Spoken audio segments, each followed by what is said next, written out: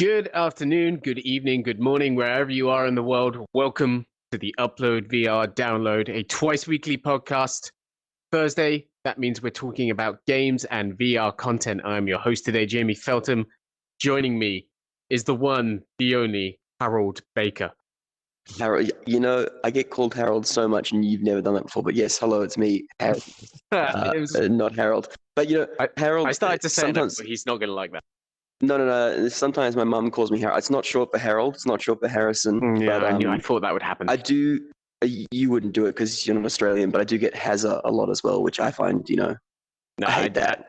I'm afraid in the Hazza. UK, we use Hazza quite a lot. Oh no, that's no good. We've become what the kids call cool. Yeah, all right. Recently, and thus, ironically, we call our friend called Harry Hazza. Hazza, how are you doing?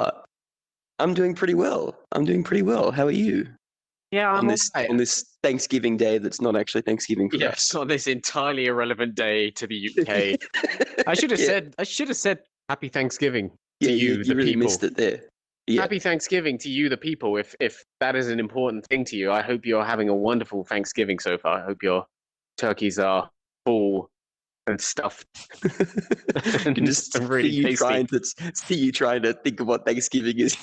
Yes. Maybe you have a pumpkin pie. Maybe there's the yams. I've never really understood what those are, but enjoy them if you got them. Harry, what you been playing recently in the realm of VR?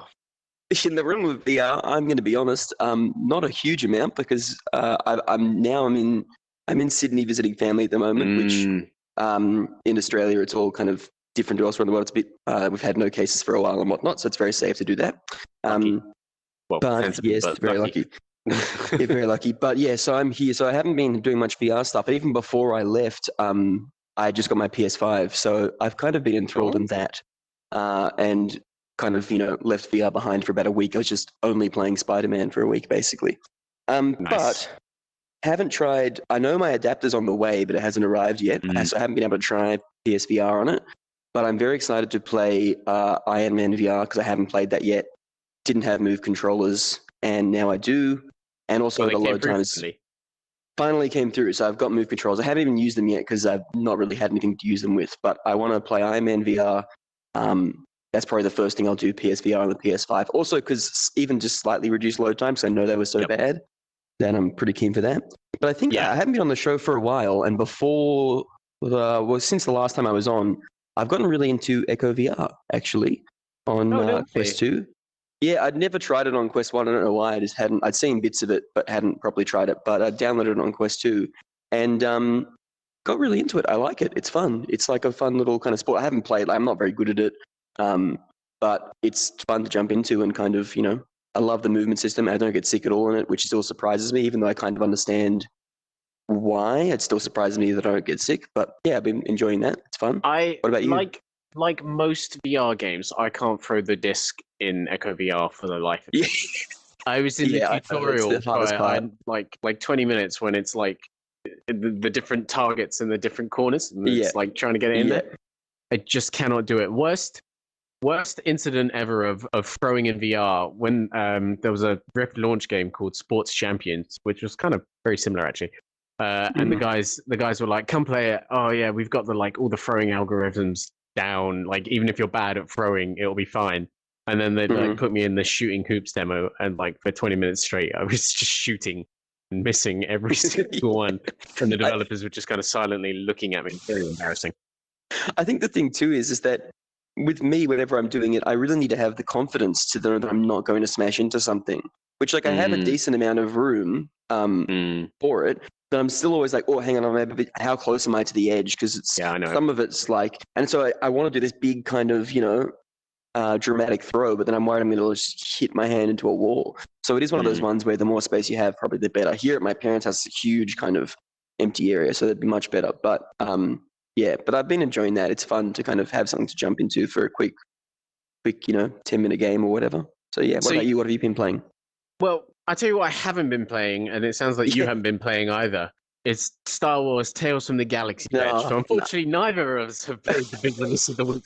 But David, I was going to play it, but I had to end up playing something else, which we'll talk about in a second. But David reviewed it. I believe he gave it 3 stars, right? And he said it was like going to a Disney theme park, but then being told to like stay in line, as in like all of it's very guided. There's not a lot of freedom in there. It's a very simple experience, which I think is a shame because there's something weird about this game. The fact that it's only coming out a year after Vader Immortal.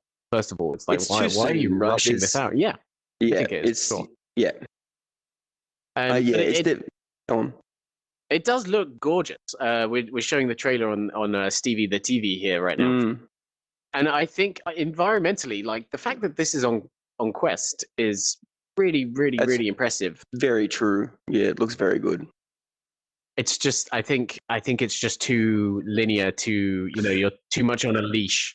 And I never finished Vader Immortal either. I played episode 1. I never played the other 2. But I didn't love episode 1. Everyone talks about how much they thought it was. I thought it was okay. But to me, I think when I look at this, the cool thing about Vader Immortal to me was kind of, seeing Vader and kind of the story. And this doesn't look like the story is particularly something I care about at all. Yeah, exactly. And also more of that, it seems like it's more of that blaster combat, which was probably the weaker point. Even playing through episode 1 of Vader Immortal, I was like, this is filler till I get to the lightsaber or more stuff with Vader. So, I don't think I'm going to play it. This plays right into my theory, which I think is what brought up the theory that I've tweeted about, which is that 60% of all Star Wars content is absolute rubbish, and 40% is like 60%. This is 100%, and I saw this when they announced it. This is the 60%. It's 100% a 100% of the time. It's a 60% piece of content. Now, when I saw them announce this, I was like, "There's no way that's not going to be a 60% Star Wars piece of content." Yeah, it's just. You can just something about Star Wars where you can tell, can't you? Too. This isn't going to be good. I mean, it's called Tales from the Galaxy's Edge. It's clearly meant to be kind of promotional for the theme parks, which you can't even go to at the moment. You can't go to, yeah. Shame. And from what David said too, it sounds like that the fun parts of it, like the lightsaber stuff, is all super small too. Like it's 15 minutes. A lot of on rails stuff, with like being in the queue, and then you finally get the. If it were like, I don't know, and from what I hear too, it's like if I was making this game, I'd just jam pack it with like, R2D2, 3PO, and Yoda, and they just did the whole thing, because it's like that's what you want to. It's a bit like Vader. You want to be with Vader the whole time, because it's although perhaps they're overused characters at this point, I guess you kind of in VR when you're next to them, it's a whole different thing again, right? So I don't know. Seems like a weird, and again, it's been a year. It seems there's no way that they're going to put out something kind of equally as I guess good or detailed as Vader.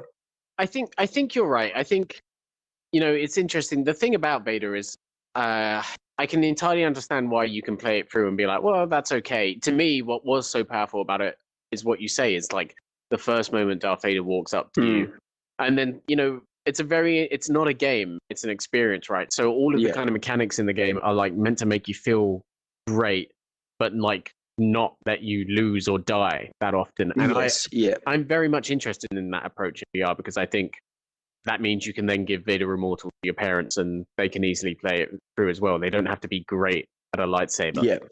And when you say that too, I think that does remind me a little bit, even though I think it's slightly harder, but a little bit of Half-Life Alyx, in that it feels kind of like this experience has been tailored towards you feeling really good in it. And it is harder because you can die in that, and I did die a couple of times. Obviously, but like the combat encounters aren't very big in that, right? It's kind of designed to be this thing that you walk through, and it's all about the characters look amazing. I think there's some similarities there in some ways, which is interesting. So, that came out last week, but I don't think we had a download last week. So check it out if you're interested. We gave it 3 stars, so we gave it a good, unless I'm getting it really, really wrong, but I think that's what we gave it. Something I have just been playing today. You want to say something, or I'll move on? No, you move on. So I got a preview code just hours ago for a game that we've been waiting a little while for, called Hinge, which is a new VR horror game that's kind of grabbed us with its trailers so far on. Me and Zena were here a couple of weeks ago talking about the really fantastic kind of Bioshock-esque gameplay trailer that it had. I have a preview of it going live. I think right now, says Zena from the other side of the room. So if you check the website right now, there will be a video and a gameplay trailer. It's the timing. It's a really interesting little piece. It's set in this kind of early 20th century era hotel that kind of gets transported to this kind of demonic other dimension. And you play as a character that kind of makes his way through some of the rooms, finds some of the kind of items. There's enemies, scary enemies. It's quite a spooky little game. I played it for about an hour, and it's just I don't know if I'm entirely getting this right because the communication with the developers was a little sporadic, but I think I'm only playing a demo of the first episode that's releasing tomorrow, and there's going to be like 2 or 3 episodes, I think. So actually, we've got my gameplay video live as of a minute ago. This is breaking news up on Stevie here. Yeah, it's gorgeous is the first thing to say about it. Visually, it is absolutely incredible, as you'll see. What platform is this on? Just because this is on PC. Good chat. Okay, this is on PC. Yeah. Unfortunately, the performance you're seeing here is roughly about what I was getting on it as I was playing. Oh, really? It looked a little better than this in the headset. But let's first talk about the visuals. As you can see, lovely lighting going on. I'm gonna open this door once it works. Very dark, very moody, atmospheric game, and it's one of those ones that kind of came out of nowhere. It's from a developer called Arcadia, which hasn't done I don't think has done a home PC VR release yet. Lots of lovely little details in the environment. These post-it notes, for some reason, actually have the lyrics to Iron Man on it, which I'm not really sure why. Why not? You gotta have lyrics to something on it. Definitely a big fan who's just been put that in thinking no one will see it. You're like, I'll just put this on no one's gonna look. Yeah. Only VR. No one looks. No one pays attention to the environment in VR. Yeah. So it opens with this kind of weird sequence, kind of Twin Peaks-ish, like lots of clocks going off, lots of hats falling in the background. Is this the kind of horror that you can do? Because you don't like. No, I'm bad with horror. Can you do this, or is this still scary? I was being brave. Let's put it that way. Because this to me looks less like jump scare and more just like thriller. Yeah. So this is very much like an opening 5-minute sequence, and then it gets into the bulk of the game, which is a bunch of rooms that you go between, and enemies can get you there. And for the first bit, I was a little scared, and there's some jump scares that got me pretty good, but the game's also kind of buggy, which is one of the problems I've had, which obviously kind of takes a lot of the atmosphere out of it straight away. There's this one kind of really horrid tentacle enemy who's got all these tiny tentacles for a head, and he's like really big and lanky, and he's walking around this giant room, and you think, oh my god, I don't want to get near him. But then he got his head caught on the ceiling and couldn't move anymore, so it was like, okay, well, I'll go take a look then. There's this fiery bit here that happened. I went up in a blaze. Don't really understand what's happening. But the lighting is quite impressive. It looks it's incredible. Yeah, and this is it running on a 2060. So not the best graphics card out there, but all the same, something being choppy on a 2060. And I couldn't find any graphics settings either. So it's a bit of a mixed bag. But there are some really, really impressive, cool things to talk about. First of all, the world is kind of seamless, which is probably explains a lot of the technical problems. There's a really cool mechanic, which we might see here in a second. I'm having a real trouble with this light switch. We moved to like this kind of hub world where you can like review the story and stuff. And the way you get there is you get a cigarette, you put it in your mouth, you light it, and a cloud of smoke comes up behind you. Oh, that's very cool. Like takes the vision away, and then when it clears, you're in an entirely new environment, which I think is really, really cool. I love games that find a way, especially in VR, to almost get rid of the menu kind of thing. So they find some interactive way to get places. Love that. Yeah, for sure. I think it's really, really cool, and I think it's hugely, hugely ambitious. I'll be interested to see when this comes out tomorrow if people are going to start having the same kind of problems I had. Or if the build that gets released tomorrow is a bit more cleaned up than this, because that was, like the seamlessness was such a strong point, but at the same time, it was kind of working to its detriment a bit. Yeah. Fantastic just design too. Like I keep looking at it going, the way that there's, this kind of Art Deco wallpaper and stuff, it's quite like well thought out. You can tell that they've really put some effort into how it looks. Yeah. I continue to be surprised. Have you ever played the original BioShock? No, Bioshock 2. I've seen so much Bioshock stuff. I never played it. I kind of missed the train, but yeah, you're right. It does look like that.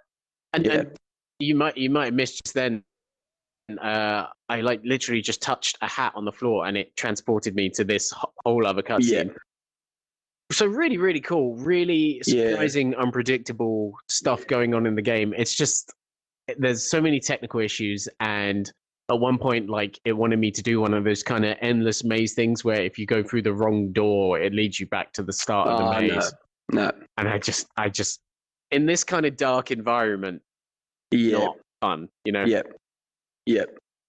So we'll see how it works out. It's out tomorrow, and again, like I said, I will try the full version, bring you more final definitive impressions. But if you want to read some early impressions, they literally just went live on uploadvr.com. Very cool. Harry. Yes.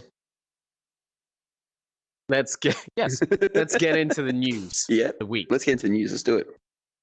Item number 1. The developers of Waltz of the Wizard, Auden Dynamics, are pausing development of PSVR updates. This is a bit of a ballsy move, earlier in the week, they really... Yeah. I was quite impressed. Calling them out. So earlier in the week, the CEO of Auden tweeted out a couple of messages just talking about how they as a group are not entirely satisfied with the lack of, transparency on the PSVR 2 front, should we call it?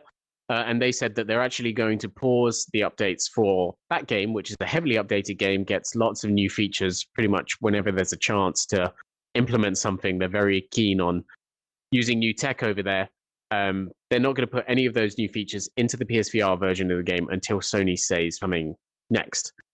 And I think you're right. I think it's an interesting and ballsy move. I don't think it will be very successful. No, I agree. I was just going to say, although it's a very ballsy move, I don't think Sony really will go, Waltz of the Wizard, let's announce PSVR 2. But exactly. It's still, I appreciate it, I guess. And also, it's not just, it's worth noting too that it's not just like, obviously Waltz of the Wizard has been out for a while. It's not just small features there, talking about adding to that main room that's the main part of the game. There is a big kind of free expansion that they had been working on. I think it's called Natural Magic. It's natural. It's all about kind of, wind and weather and that kind of stuff. And here's the tweet on the screen. Here's the message. Yes, Natural Magic. So that's the big expansion. It's got a whole new area. It's meant to be a much bigger kind of addition to the game they've been working on. And they're saying they're holding back that. So that is... the only part of me that wonders about this is that surely if you're a Waltz of the Wizard fan who is happily enjoying Waltz of the Wizard on PSVR, this would, annoy you. But again, I understand the intent behind it. Yeah, and I do too. And it speaks, I think, to how differently like Sony and Facebook and Valve, I guess, as well, run as companies. And the fact that PSVR still is kind of not an afterthought, but it's not a main priority for Sony, especially right now with the launch of PS5, right? They are very adamant on not getting their messaging mixed up with what's going on with VR while they launch a whole other console. They don't want to talk about PSVR 2 at all. They've got this weird truncated system to get PSVR running on PS5. Yeah.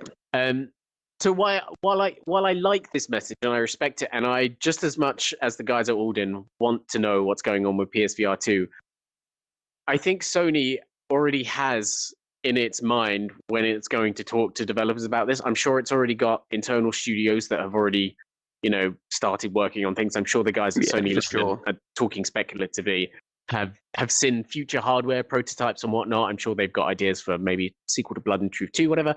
But developers of this level, and I think Auden are fantastic developers. I think they do really good VR native work, and they really, really double down on the platform. They're indies, and when you start sharing those messages out with indies, that's when things like the Oculus 2 Quest 2 start to leak. Yeah. Right? So yes, and Sony does not want that happening. So even more than Facebook, Sony plays its cards close to its chest on this stuff. We didn't hear hardly anything about the PS5 until it launched, basically. And because although there's like Facebook Connect and things, Sony love the big announcement video, or now it's always like a digital presentation. But back in the day, it was the E3 presentation or whatever. Whereas like Facebook are kind of still getting into that with the quizzes. There's Connect, but it's not. It's never as big of a deal as Sony, because Sony is such a force that that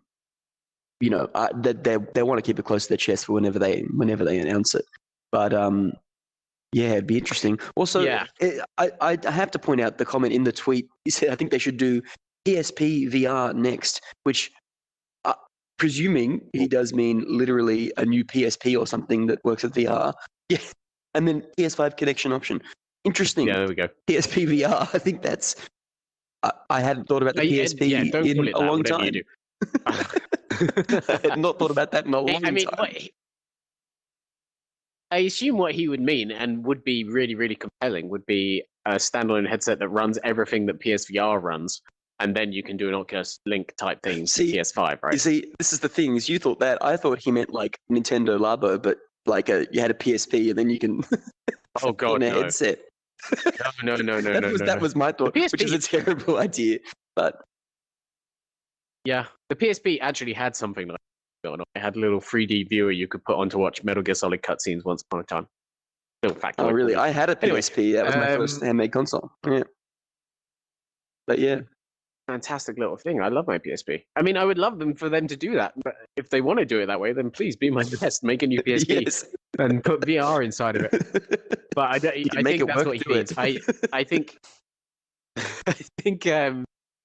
what he might be suggesting as well is that Quest and Quest 2 have probably been so successful that Sony are probably reevaluating if they could take PSVR 2 back to the drawing board and work out some sort of standalone thing. Could they then use that to propel it way beyond the 5 million units they've sold for the original? That would be so interesting too, though. That would be so interesting if it was some kind of standalone headset that you could then also plug into a PS5, a bit like a Quest and Link.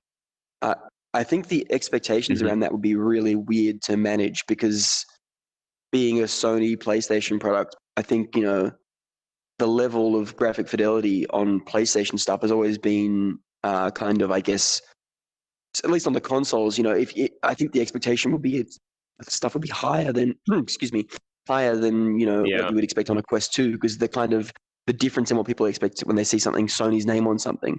I think that would be interesting. Something tells me they wouldn't do that, but would certainly be a unexpected move. That's for sure. Yeah, I don't know. Well, I mean, let's move on to the next thing, because we're actually kind of sticking with PSVR anyway. Yeah. Earlier this week, a patent was published, I believe is the right term, that revealed a headset with a couple of features.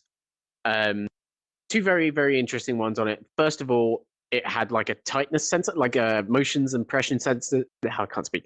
Motion sensors and pressure sensors that could tell you how tightly you were wearing the headset. And like, if you weren't wearing it tight enough, they'd say like, put it on properly for this section of the gameplay, because it's really important. And plus, try and keep you comfortable. We've got two of the drawings up on the screen now. And then also, this wasn't the focus of the patent, but down here on this part of the front visor, you can see a little thing that says haptic. And they mentioned space for haptic feedback generators on the front of the PSVR, which, I don't know, it's a pretty interesting idea, right? I had not, weirdly, until I was reading this last night, the article that you wrote last night, and it's interesting because I hadn't really considered putting haptics into the headset itself or anywhere on a band or whatever. It's just it never come into my mind. I have no idea how that would work or be useful. And because to me, haptic, I just think, vibrations, even with like the PS5 DualSense, which has like fantastic haptics, and it's really subtle. I think people make a big deal about the DualSense. They're still making a big deal about it, about how you can feel the difference between what you walk on and doing this and doing that, and it all feels, and that's true. But I think for me, it's been more impressive in that the haptics are really subtle, that you almost don't notice them, because you kind of just it's just there. Whereas sometimes on a DualShock, or you'd be playing something and sometimes it might just really rumble and you're like, oh, this is just vibrating like crazy. So I think thinking now about the new haptics they've got in the DualSense and putting it in a headset, I kind of go, I don't know how that would work, but given that they've had such success with the haptics in the new DualSense, I do wonder what the form that would take in the headset. But it also makes me excited for whatever new controllers they pair with this. The haptics and that. Yeah. Hopefully, you would think would be similar. Yeah, for sure. I mean, a lot of the stuff they first announced for the DualSense, I think, I could be wrong, but I think we actually saw some of the concepts in a patent for VR controllers before the DualSense was announced. Sony loves patents, by the way, just in case you didn't know. All we know about PSVR 2 is from things like this. If you click on that, everything we know about PSVR 2 article, it's just patents. It's just patents. They love them. That's all it is. It's just a link to the US Patent Office. I think it would be really cool if you could start trying to bring in some maybe some weather effects on the face lining. Maybe you could feel rain, light rain beating down on you. Maybe some wind, something like that. I mean, you've played Astro's Playroom, right? I haven't tried the DualSense myself yet, but people tell me that you can feel different kinds of. What's happening? People love Astro's Playroom. I don't know. I tried it a bit. It didn't. Oh, you're such a hot take artist. I'm sorry to the whole rest of the world that loves Astro's Playroom, but I just didn't. It didn't do it for me. I mean, to be fair, I've only played 2 levels, and I was like, "What are you going to ask?" What? Have you done rescue mission? Have you done rescue mission? No, I haven't. That's but also I'm so even on the PSVR. I didn't have a PSVR until I think I don't know how long ago it was now, probably 6 months ago now. But there's a few PSVR things I've definitely got to catch up on. But also, I don't know, a hot take. For someone who started on Quest and that kind of stuff, PSVR is a pain to set up. It's annoying. It's you're right. I could go play Echo VR, or I could sit down and find the box, make sure all the things are in the right spot. At one point, it wouldn't. Whenever I put the headset on, it was going USB error, and I had to blow. I felt like I was with a game like a 64. I was blowing the USB ports, and I had compressed air because it was a bit dusty, and it didn't like it. So all of that stuff, that friction, just frankly really annoys me. And whenever I think about playing PSVR, I kind of don't want to because of that. But no, so I haven't done Rescue Mission. And Astro's Playroom was okay, but the haptics are very impressive on it. So yeah. So yeah, I mean, it's important to say that this patent was originally filed in September 2016. So actually, 2 weeks before PlayStation VR 1 launched. So some people have run with the headline that this means that PSVR 2 is going to have these things. I think it's probably a little early to make those kinds of assumptions. Yeah. I mean, we've seen so many patents, like we said earlier, with all these kind of divergent ideas, with hundreds and hundreds of features that they couldn't possibly have all of them included in PSVR 2 unless the thing was going to cost £1,000. £1,000. And that's the thing with patents too, right? Is you that's the thing with PSVR, with patents though, for PSVR stuff too, right? Is that you just patent stuff as you think of it, just in case. It's never a guarantee that it's going to be there. In fact, there's so many things, even other technology, like iPhones, all that kind of stuff. There's been, for years now, there's been the rumor mill of, X patent means it's going to be in the device, which is not the case. Yeah, exactly. And sometimes, having a patent pulls off. Just like the time that they did the head ring for the Oculus Rift S, and the Novio deal went through, but no one's ever really fined to us, but it's very clear that something happened there. Sticking with PlayStation for our third story, because there's a new level of Hitman 3 revealed, and you're very excited. Where are we going? Let's go. Where are we going, Harry? We're going to China. I can't remember the exact city in China. It wasn't one that I was familiar with, or the area. That's the one. Chongqing, I'm very excited. Municipality. Oh, I am so excited for this game. Mainly both from VR and non-VR. But what I'm excited for is because when I took a week break about, I don't know, I think it was in August or something, and because I was in lockdown at the time, all I did basically is I started Hitman 2. I actually started with Hitman 2, played through Hitman 2, went back, played through Hitman 1 in 1 week. It was the first time in ages I've actually sat down and just played a game kind of non-stop. Mm-hmm. I got so hooked on it. And so now I kind of know all these levels really well. And the thing about Hitman, for people who maybe haven't played the new Hitman games, is it's like a bit of it technically, yes, it's an assassination kind of game, but it's not really an action game. It's actually a puzzle game, really. Yeah, for sure. And And so the more intimately you know the levels, and you kind of, go back and do things faster and whatnot, it's that kind of game. Or you can just have fun playing through it once as well. But I'm really interested because the PSVR stuff is going to have all of the past games as well.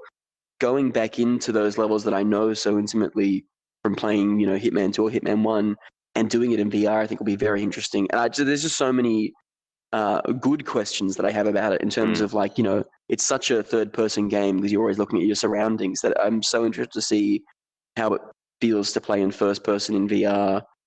You much more checking around you, I imagine, and for sure, acting things out, being much more active in it. Yeah, I think it's going to be really interesting. So they revealed this new level this week as part of this developer diary where they also detailed some of the updates they're making to their engine. Like there's going to be like 4K 60 FPS on the new consoles, which isn't really relevant when you have to play it on PS4 and VR. What I'll be really interested, I agree with you that I think this could be absolutely incredible in VR. I think a lot of aspects of it really, really, really make sense for VR. But it's got an uphill battle ahead of it, appearing only on PlayStation 4 VR, which I really struggle to see how even some of the games, even some of the areas from the first game, I don't quite see how they're going to pull that off inside PSVR. They could do. Yeah. Also, I think what's really worth mentioning too with that, just sorry to interrupt you, but I think it's really important, is that like Hitman is filled with NPCs and it's really CPU heavy because of that. Like the AI stuff is super huge, and that's what makes part of it like really good. Like in Hitman 1, even the first level in Paris, it's just this fashion show, and when you go into the runway, it's just NPCs everywhere.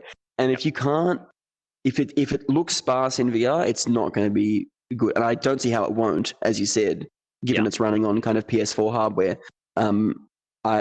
I would be surprised if it had the same level of NPCs. But that is, I don't know. That again, I've got my concerns. Yeah, this is the Dubai level, and you can see there's so many NPCs around. It's just maybe the PSVR version of the game will be the social distance version, and they'll just. It's set in a different reality where COVID has set in, and actually all the same levels, everyone has to be 2 meters apart, and they have to have like 1,000 less people at the venue. And Agent 47 has to apply for travel exemptions wherever he goes before he gets there. That's just forms in VR. Yeah, half the game is just border control. But they said that this is gameplay, and it does look really, really impressive. The other concern with it is that it's going to only be using the DualShock for motion tracking, right? Oh, I forgot about that. Which is that's not promising. It's so promising, guys. Also, it doesn't quite line up. Like this next shot where he gets the Garrett wire. I don't understand. Like it's not misleading. Well, I guess it is misleading because it makes you, if it's a VR experience and you see that happen, you almost think that that's what you'll be doing. Whereas, I forget that it's not. It's a DualShock. I keep thinking it'll be at least move controllers. I don't even. I think the problem I have is I'm excited to play this in VR, but not on PlayStation VR. Exactly. Yeah. I mean, moreover, when they first revealed it, I was convinced we were seeing the first PS5 VR game for sure. Yeah. I didn't understand. Yeah. And then the messaging around it was so weird. And we eventually finally got it out of Sony that you need the PS4 version to play it. Such a load of big problems, but there is so much promise, and I am, IO are a fantastic developer. They just announced they're going to do a James Bond game, which I really can't wait for that. I really hope that has VR support as well, because that would absolutely incredible. I don't know, maybe it's just one of those things where they started working on it. Sony came with them with a big bunch of money to keep working on it, but that meant it had to be exclusive for a year. So maybe it's kind of like the real Hitman VR releases like in a year or so. I don't know. You would hope so. Although, and the other thing too is the whole messaging around this PS4, PS5 VR stuff has been so unclear. And like the perfect examples that we thought that we had that whole thing about whether you could have PS5 exclusive or features that only unlocked when you were playing on PS5 or PSVR, which we now kind of know you can do, even though we thought you couldn't. Yeah, and it just makes me wonder. It makes me wonder what could happen with this. I know they've said that you have to have the PS4 version, but at this point, because it's been so inconsistent, part of me thinks that or hopes that we get to January and they just go, oh, actually, the PS5 version will just let you play it in VR and you can use the PS5 version. Because at this point, it would not be out of the question for that to happen because the rest of the messaging has been so inconsistent. Yeah, no, I totally agree. Actually, I could entirely see a U-turn between now and then. Yeah. I mean, the only other example right now is No Man's Sky, which is out and you can't do it. But yeah, I mean, I assume that all that has to happen is for Sony to flick a switch, but it could be way more complicated than that. Mr. PSVR man's just sitting there with his Switch. He's like, "Can I press it yet, Jim?" And he's like, "No." He's waiting for the tweet, the right tweet. Yeah, he's waiting for the right tweet, exactly, the right leak, so he can flick the Switch. Poor PSVR Switch man. So we'll see what happens with Hitman 3 coming out January 2021, January 20th, I believe. So actually, probably honor the next big VR game. Yeah. Yes, and worth mentioning too, someone in the comments on the site pointed it out. I think I have to go back and correct their article. Initially, when they announced this, they said that you would only get the PS5 version of the game as the digital upgrade if you bought PS4 version digitally. Whereas now they've gone back and said if you buy a physical copy, you will get the upgrade as well. Very good. Again, another inconsistent messaging. We had no idea why, if you bought the physical copy on PS4, you wouldn't get a PS5 version. But now that's been changed again, and you will get both. I checked on the site; it says on the site now for both. So I don't know what happened there, but good news, I guess. But it's just again inconsistent. But oh well. Strange and unnecessary growing pains. Harry, let's move on to our final item, which is, of course, the releases and announcements and all that we all just bundle into one so we don't have to talk about them for too long. Number one, although we will talk about this one for a while, I'm sure. Number one, Flight Simulator VR is coming in December. We finally know now, which is very, very, very good exciting news. There's going to be like a developer diary on December 17th, right? All about VR. Yeah. So you would have to assume that it's probably not coming before then. They might pull the kind of like, oh, and it's available today sort of thing. A nice early Christmas present. Also, I also read somewhere that it's also no longer exclusive to Windows VR. Did you see that? Well, I did see that. I haven't, because I had to kind of write. I wrote this article yesterday, and there was an hour-long developer Q&A, which I didn't have time to watch because I had to kind of go somewhere afterwards. Yeah. But I tweeted at because on Twitter, the Microsoft Flight Sim account, someone was like, "Oh, how's VR coming?" And they said, "Yes, it was announced on the Q&A today. It's coming next month, confirmed." And then I saw some other people mention stuff about whether it would be just Windows headsets or everything. And I tweeted at them asking if it would be everything. I haven't got a response from them, but I checked this morning and some other people had responded saying that in the Q&A they confirmed it was all headsets. Because I think when you look at the wording of the beta, which supposedly is running now or was meant to start in October and go to November, they said, "Oh, it'll be Windows MR headsets." Relating to the beta, they said Windows MR headsets and support for headsets will come at a later date, which I think maybe we interpreted as the game, but maybe it was just they meant the beta. I don't know. But anyway, I don't know. I know what's going on. Like they did say when this was first announced, they did say it would be exclusive. And then when the beta was announced, I know why you're getting confused because I read this too and it was like, what? So they're gonna do the beta with just the Windows VR and then add Steam VR support to the beta? But then also they're going to go and release the Windows VR exclusive version again and then make you wait again for the Steam VR version there. So it's, again, very mixed messaging. I'm sure HP, who promised that this would be a launch exclusive for the Reverb G2, isn't massively happy with the news. Yeah. But, good stuff. There's two updates for this thing so far that, given it, first was in Japan and then recently they announced the one for America that completely, redoes the world and makes it much more amazing. I'm very excited. Because you've played a bit of this on PC, haven't you? I've attempted to. I've had a crash or two, yes. Yeah, I made a flight. I did the channel. I went across from France to London, proceeded to then grossly, and I did it. It was real time. It was a full hour. I was setting it and I was eating dinner, flying my plane across the sea. But then I hadn't practiced landing, so I got to London and then just grossly underestimated how close I was to the to the runway and just kind of crashed. But I've played a fair bit of it, like not a lot, but enough of it to kind of understand. And I'm so excited to try it. It's funny too because here we go. Yeah, there's people saying full support for all headsets according to the Q&A. Who's this handsome fella? There I am. So yeah, it's what I think is cool though is that we've actually between you and me and the others on the side, we've had a lot of discussions this week about the Reverb G2 and you know what it's useful for. And I think this is the game that I go that you would play this on a G2 sure.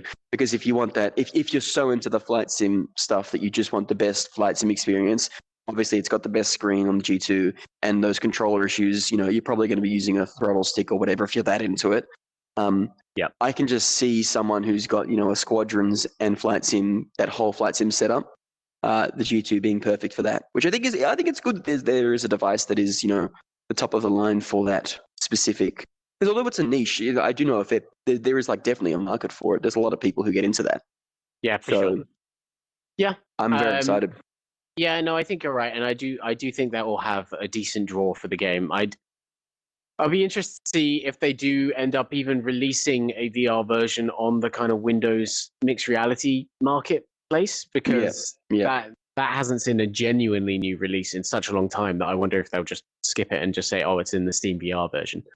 But then what happens? Because that wouldn't work if you bought it already on the Windows shop, right? Yeah, so they must have to.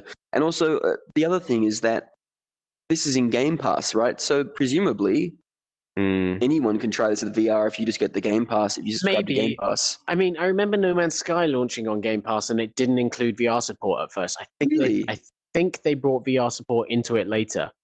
I could be wrong. Interesting. But yeah, well, I mean, we're talking to them, and hopefully we'll have more details for all of that stuff to come in the next couple of weeks. Next item on the releases list: In-Depth getting an update on December 8th. That adds a kind of new casual mode to the game that lowers the difficulty loads.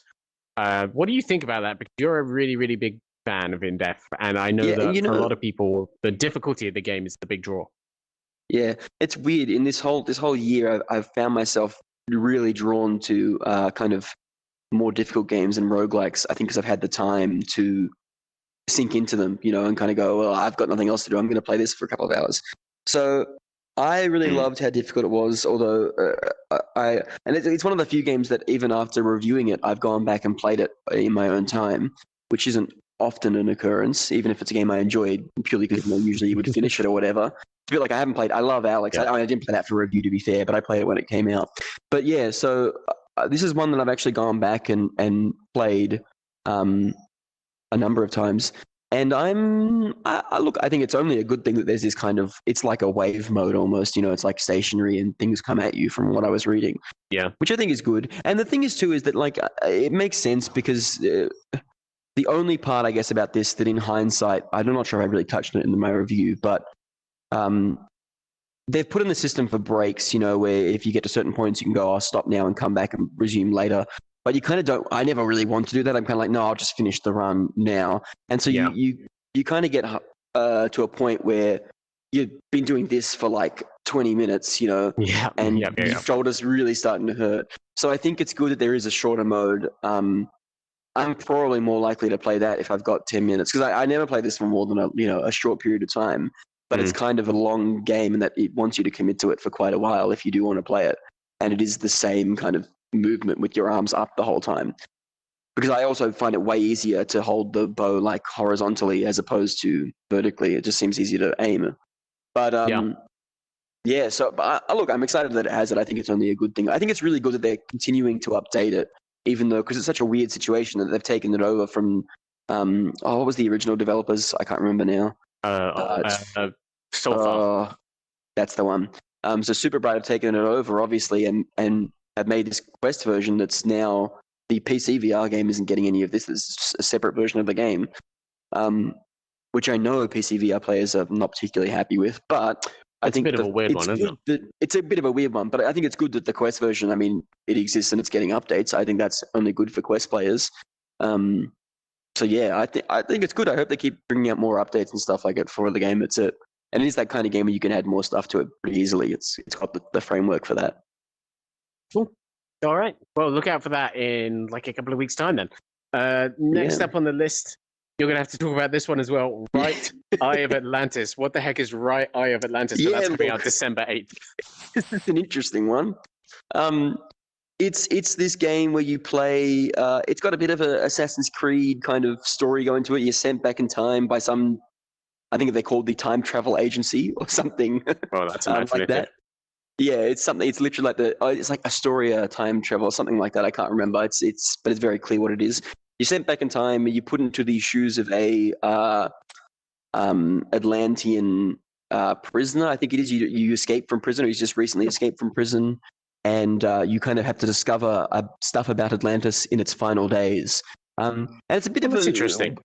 It's interesting. I've written about it 2 times now, and the first time I got the impression that they were trying to be like as historically accurate as possible.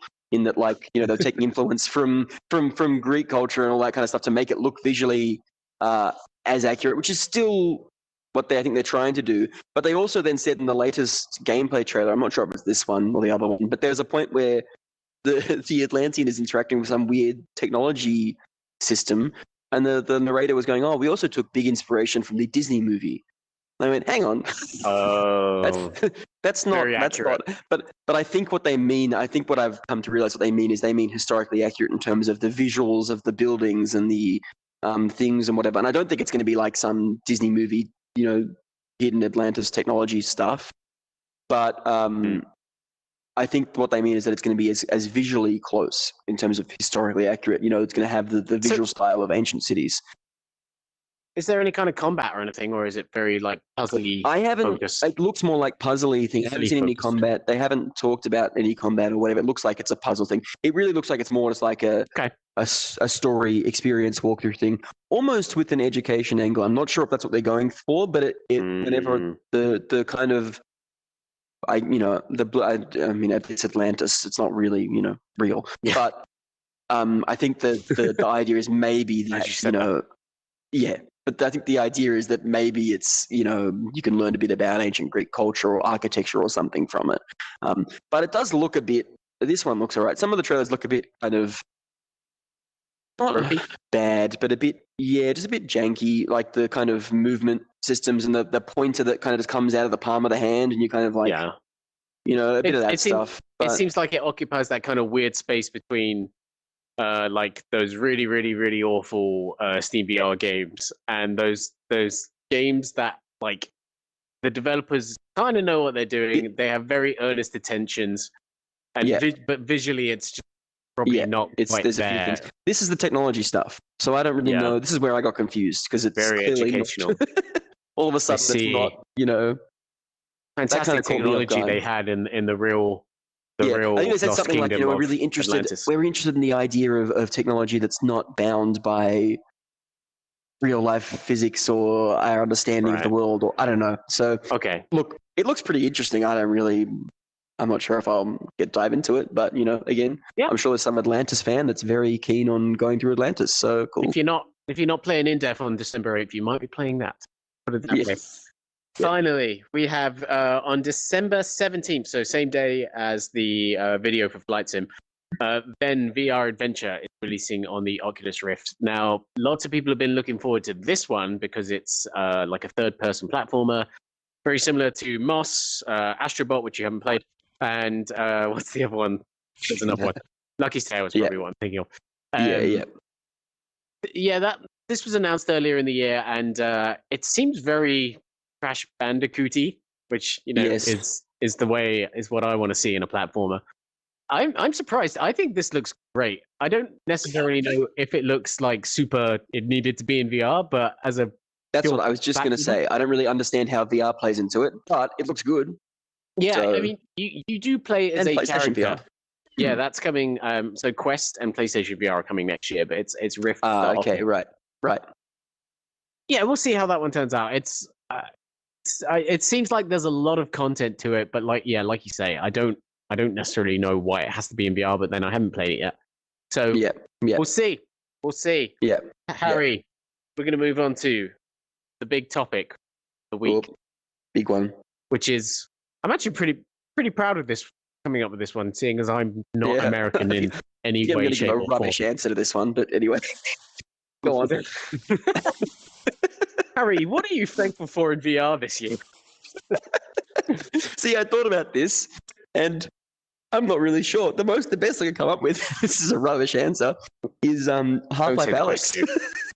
Okay, no, good. Half-Life Alyx. because the more I've thought about it, and the further away, it feels like Half-Life Alyx came out like 2 years ago, but it didn't. It was can't believe 7 months ago or something. Anyway. It was end of March.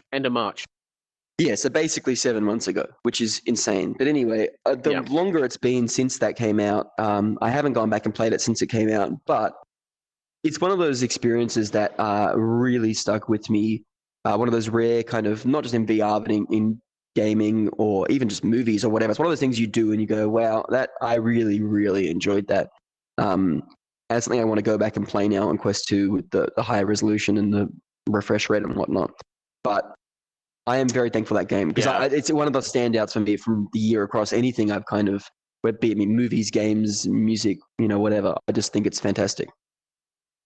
Yeah, and I think it's interesting because it is, like most PC VR games, it actually kind of is the gift that keeps on giving, in that when I got my G2 for review, it was the first thing I downloaded and went back in to see again. And you just get to see the world with a fresh pair of eyes once again. Like, there's so much there. Keep happening. There's so much detail there. Yeah. And that's going to keep happening with each successive new headset, especially whenever, Valve releases whatever they want to release next. And it comes with a bunch of features they'll no doubt to Alyx. It really is. That game in particular is just this, I guess it waves the flag for PC VR now more than anything. Like whenever third party release peripheral, the first game they all want to support is Alyx. Yeah, and I agree with you. It was such an incredible achievement in terms of scale and scope and production value that VR frankly hasn't seen. I don't even know if it will see it again this year. I think Medal of Honor looked really, really great. I don't know if it's going to match this because I just think visually this was on still doesn't a level look like it. Yeah. I think even for me, the big thing about this was like the NPCs looked amazing to look at, like when they were talking, like Russell and whatnot. And that to me, I think, was way more immersive than I was expecting it to be. When they look really real and they've got fantastic motion capture. It's just, and I think too, the other thing about this game, as you were saying, that you keep coming back to it, is that beginning section where you're looking out in the city and you're on the balcony. I think that is just a masterclass in like how to open a VR game, because it's also like a bit like you were saying, you come back with a fresh pair of lenses to look at it again, and it's got the far off stuff and it's got stuff that you can interact with immediately. You can kind of benchmark, there it is. It's got like everything. You can go. You can test how far things. How far you can see into the distance. You can test interactivity with stuff. It's got like. I just think that whole opening sequence is amazing, especially that part on the balcony that you start on, and it looks so good too for them to kind of. But you see it all the time as the kind of image of Half-Life Alyx. So yeah, I just think that's really stuck with me as an experience that I really enjoyed. What about you? What are you thankful for? Well, I'll go on if you have more to say about Alyx. No. I'm going to say that my thing to be thankful for is, and I'm sure some people, including Heaney, are going to be sick. And I know it came out last year. The Oculus Rift S is the thing I am thankful for in VR. That might sound, you sound very let down by that. Well, I think my answer was rubbish. People give the Oculus Rift S a hard time, all right? I have reviewed Vives, I have reviewed Reverbs, I have reviewed Quests. Nothing worked just so easily and conveniently for me, and which, for me personally, is the thing above all else in VR. It is as quickly as I can get in. And I know, obviously, Quest is, technically faster to get into, but at the same time, kind of not, because the straps are horrid on... Like when you with the base strap, I just think it's just awful, which I think actually detracts a lot. This thing, this head strap, this Halo strap, which I talk about all the time. This is the best thing people in VR have done. All right, forget the lenses, forget the inside-out tracking, forget the controllers, Halo strap. Yeah. Ladies and gentlemen, the greatest gift that VR has given us so far. This thing is the only VR headset. What do you want to say? I don't like the Halo strap. How? It's the It's the only comfortable way to wear a VR headset, in my opinion. This is the only thing I can have on my head for 2 hours and I've only tried it on PSVR, and I've only had it on PSVR, a few times reviewing things. I think maybe part of it is because PSVR, the rest of PSVR is just, exactly. Yeah, you detract from the easiness with PSVR. Yeah, exactly. The design on this is better. It's smoother. So you never tried a Rift? Yeah. You have or you haven't?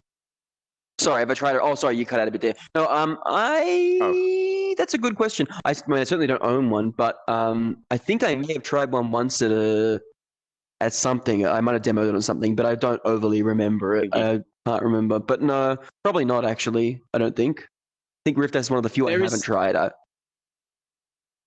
There is not a headset I can put on and just be in VR faster at the end of the day. Like, I have to put the Quest 2 on and struggle to get the right thing. I just put this on and I'm there. And not only that, the wire is just a display port, a USB. Plug it in. It works. I mean, sometimes it doesn't work because it's running on a PC. But the Revo G2 has so many wires. I hate them all, and they are sprawled out all over my flat. And then, I was so excited to put this away and probably start using the G2 from now on. But even if the tracking on the G2 had been better, which is the main reason, even if it had been better, I think I would have just stuck with the Rift S because it's just so much easier to plug in and get going. The Oculus software is so much better than both Windows and SteamVR. Yeah. SteamVR, by the way, I'm going off on one. I'm fully aware. SteamVR is the worst running thing on VR on my PC. I'd agree. I go into SteamVR Home, and 9 times out of 10, the entire world just starts flipping out on me.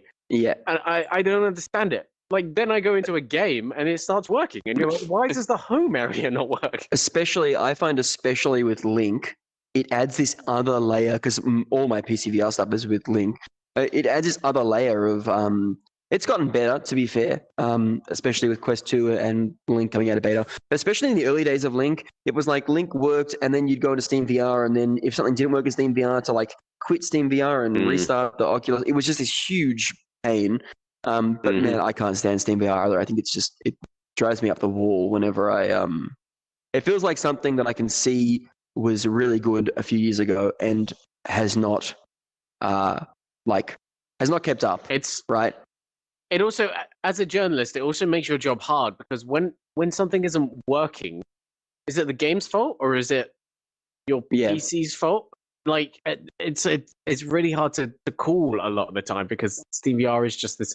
The other thing I did this week, and we'll have coverage of this next week, is I got the Knuckles controllers working on my Revo G2. Yeah. And my God, was it a fight?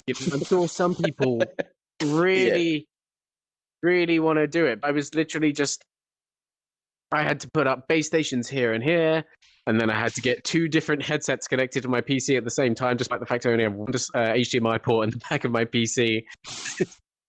And then you have to download some like third-party software, and it takes a couple of tries to get that working properly, and then you download it, and then the Knuckles controllers are there, but they're not responding to anything in the world. Oh my God. Yeah. But the Oculus Rift S, 9 times out of 10, I plugged it in, it worked. And I wanted to be thankful for it this year because, as we all know, it will soon be later pressed. It will no longer be sold. And I know lots of people don't like it, but I love that. And it is a shame it's a shame that the G2 is a bit of a disappointment in that, not just like, even if the controller tracking had been better on the G2, the fact that the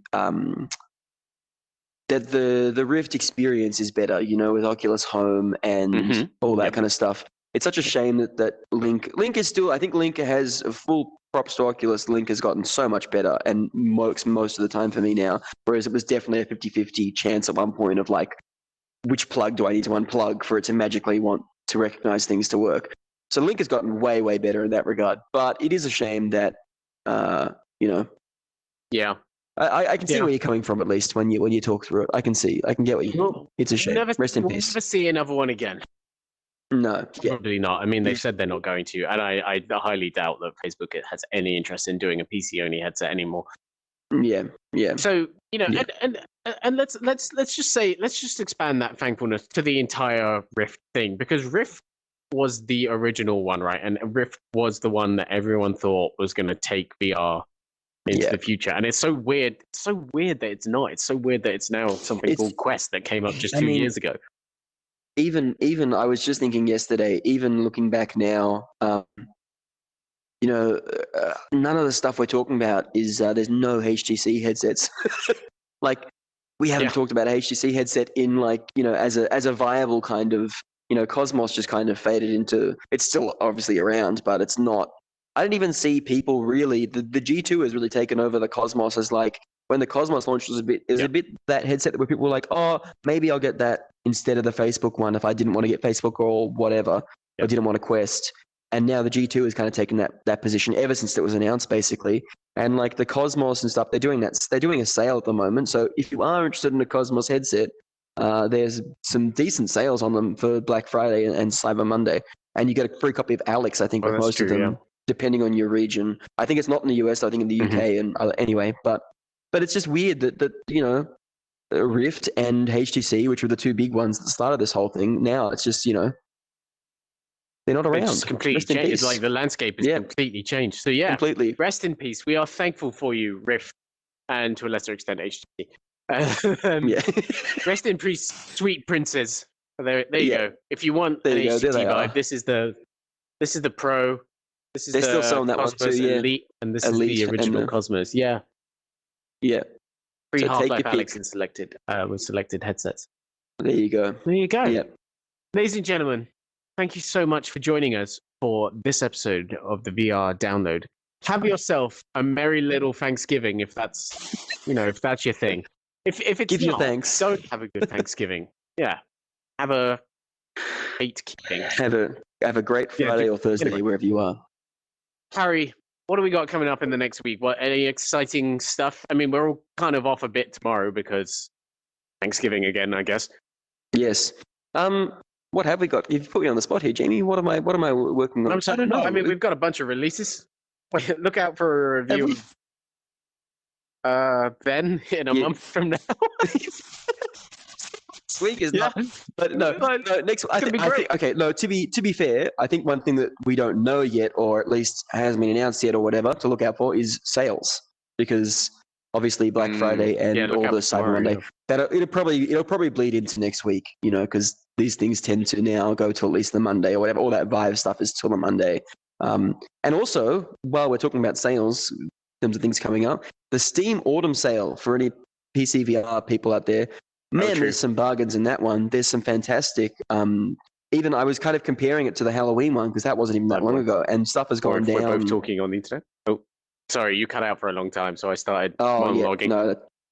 Sorry, no. Yeah, I was just saying the Steam Autumn Sale has some really good discounts, and also better discounts than a month ago in the Halloween sale. Saints and Sinners, Squadrons, a lot of the new ones. Alex is on sale again, I think.